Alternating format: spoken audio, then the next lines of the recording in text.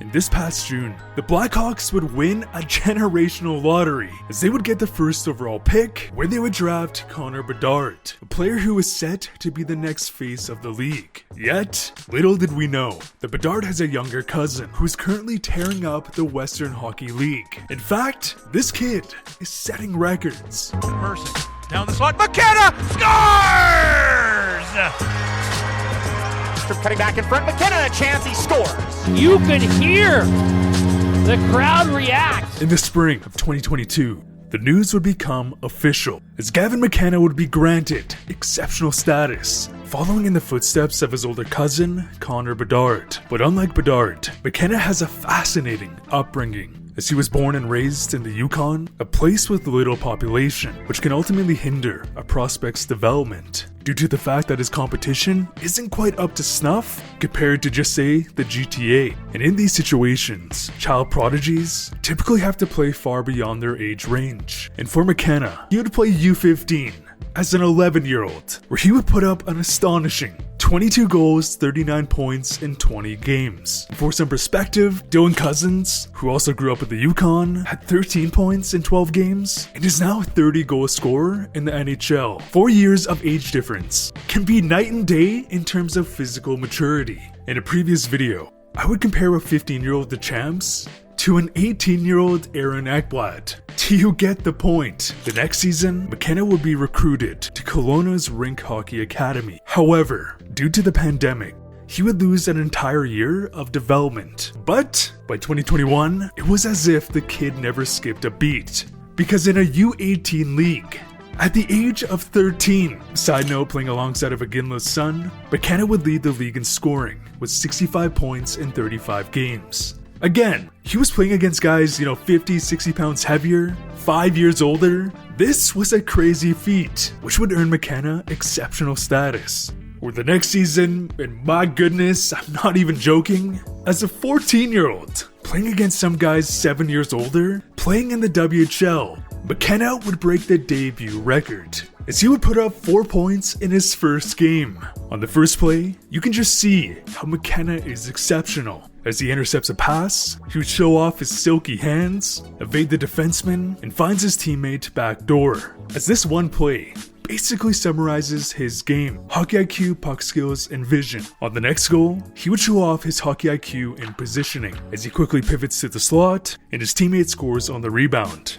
And on the third point, you can see the confidence bursting out of the seams of a 14-year-old kid, as he demands a pass, gets it from the corner, where he pretends to load up for a wrister, only to make a beautiful pass for a deflection, as McKenna would dominate this game, as if he was a WHL veteran. And in this season, not only did he put up 18 points in 16 WHL games, but he would miss over a quarter of his U18 season, where he would still lead the league in scoring, putting up 37 goals, 75 points in 26 games. Not to mention, McKenna would score his first WHL goal, matched up against his cousin, Connor Bedard, as he would pounce on a puck in the slot and snap in his first goal. And this season, McKenna is off to a great start, with 26 points in 18 games. Keep in mind, the kid is still 15 years old and on pace for a 30-goal, 90-point season. But here's the thing, McKenna is more so a playmaker rather than a pure goal scorer like Bedard. Yet, he too has begun to master the pull-back wrister and has already shown an NHL release.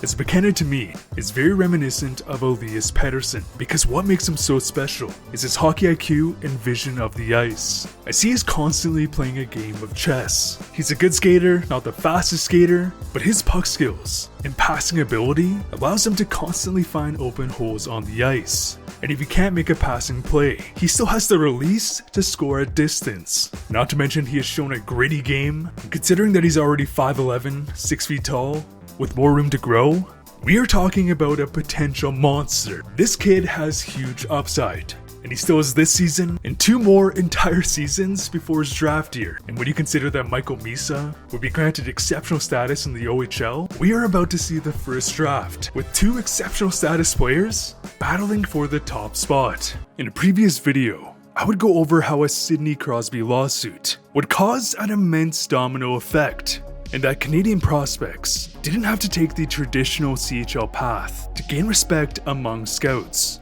as Sidney Crosby would put Shattuck St. Mary's on the map, proving that it was in fact a great place for prospect development. Soon after, players such as Taves or Nathan McKinnon would follow suit.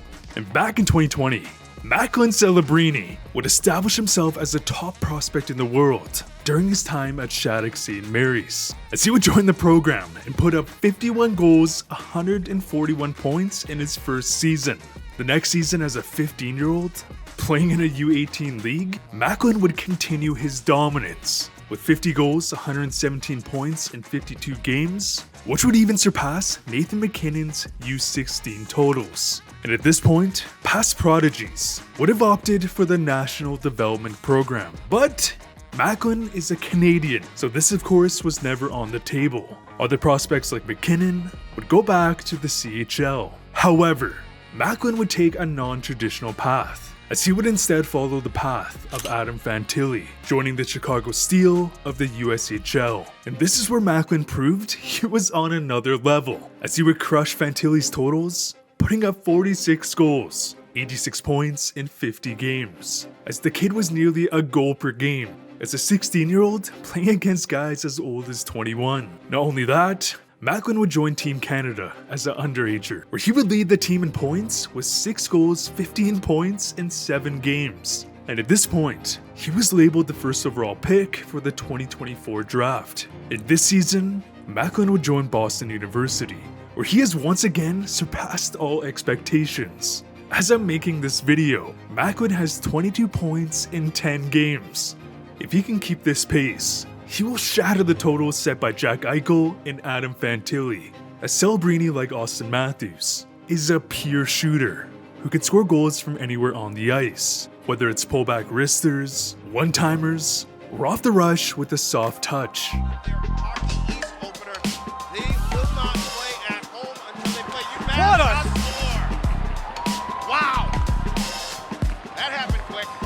Shoots to score, he doesn't shoot to shoot. Time to look here. Celebrini, Tina. Hell, I would say in terms of his agility and hands, the kid's even more dangerous than Matthews, as he is elusive. His skating isn't on par with a guy like McDavid, but some of his end-to-end rushes can only be compared to McDavid, as Macklin has the toolset to be a 50-goal scorer in the NHL. But with that being said, he's also an elite playmaker who can set up teammates just as well as he can shoot the puck. So, what makes him special? Macklin is a complete offensive forward. He has shown that he emphasizes the offensive side of the puck, but he's also shown some gritty plays, winning puck battles, finishing hits, and as it stands, Macklin is set to be the next first overall pick.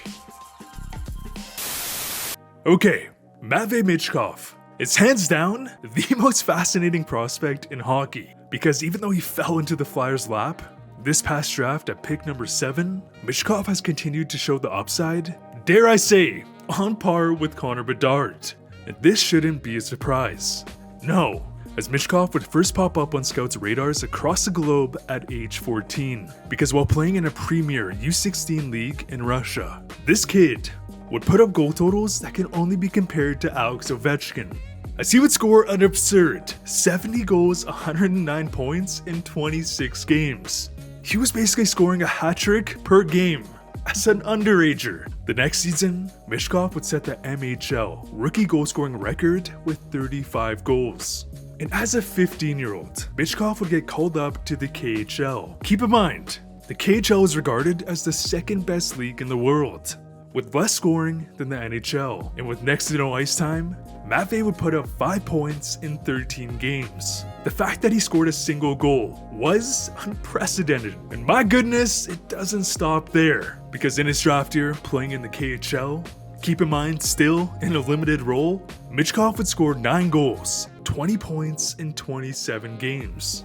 These totals would shatter the numbers of all-time greats. Well, aside from Pavel Bure, but we're talking Kucherov, Malkin, Alex Ovechkin. In a previous video, I would show this graphic to really nail in the perspective that these are generational totals. The 3 NHL players I just mentioned are all first ballot Hall of Famers, and Michkov would make them look like amateurs. In this season, Michkov has currently put up 11 goals, 26 points in just 28 games. Again, the KHL is a low-scoring league. In Ovechkin's final season, he went from 13 goals in the KHL to 52 goals the next season in the NHL. And in terms of a player comparison, Michkov is very reminiscent to Nikita Kucherov. Except, he has a far better release and scores touch. Keep in mind, Kucherov just a few years ago had a near 130-point season, and if Michkov is able to mature past these rumors surrounding his attitude, he has every tool to be a 50-60 goal, 120-point scorer in the NHL. And if the Flyers can draft a couple more studs, also what are you doing, Philly? Lose some games? Come on, what are you thinking? The Flyers might have just gotten the biggest draft steal in NHL history. And with that, can you name a child prodigy? Comment down below. Or perhaps has your local area ever had a kid who made it to the NHL? Comment down below. I'm curious, as I still remember suiting up for hockey when I was a kid, right around the time the Canucks went to the finals, where I would look up and see Mason Raymond on a banner, where my mind was blown. Jake Neighbors, another local boy, is on a goal streak. You love to see it. The brand new guaranteed graded card box has just hit the stores, where you have a 1 in 11 chance of getting a Kill McCarr Young Guns PSA 10. Every box is also guaranteed to come with either a sealed hobby box or retail box. Check it out down below. Thanks for watching.